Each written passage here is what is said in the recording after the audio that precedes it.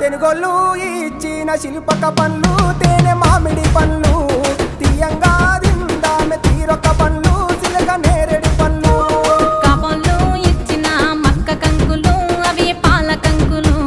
కాల్చుకొని తిందాము కందికాయలు పచ్చి పల్లికాయలు గుజారి గుజారి మామిళ్ళ కిందో నల్ల మామిళ్ళ కింద కుసుమరోళ్ళేసిన కుందన బొమ్మ అది కుందన బొమ్మ